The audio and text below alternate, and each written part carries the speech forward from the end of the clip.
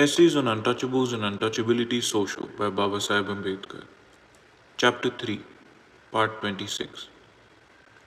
Everyone who is interested in the progress of humanity cannot fail to echo these sentiments regarding the social consequences of sacred codes of religion. But it seems to me that a further distinction is possible within the class of religion with sacred codes. It is a pity that Professor Max Muller did not pursue the matter further, but it is worth pursuing because it discloses a difference which is very real, which marks off the Hindus as a people with a sacred code of religion from other people also possessing a sacred code of religion. The difference will be clear if one begins to examine the different religions to find out what are the objects which religions have sought to consecrate. Such an examination will show that there are instances where society has consecrated inanimate things and inculcated on the minds of its members the religious belief that they are sacred. There are cases where stones, rivers, trees are made gods and goddesses. There are instances where society has consecrated living things and inculcated on the minds of its members the religious belief that they are sacred.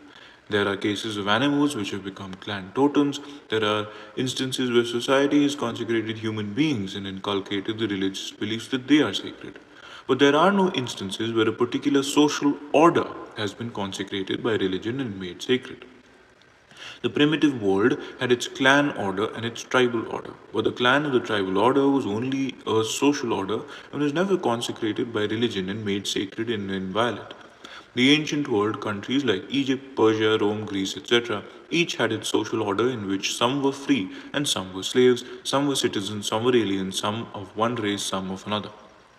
This class order again was only a social order and was never consecrated by religion and made sacred and inviolate. The modern world has its order. In some it is democracy, in some fascism, in some Nazism, and in some Bolshevism. But here again, the order is only a social order. It is not consecrated by religion and made sacred and inviolate. Nowhere has society consecrated its occupations, the ways of getting a living. Economic activity has always remained outside the sanctity of religion. Hunting society was not without religion, but hunting as an occupation was never consecrated by religion and made sacred.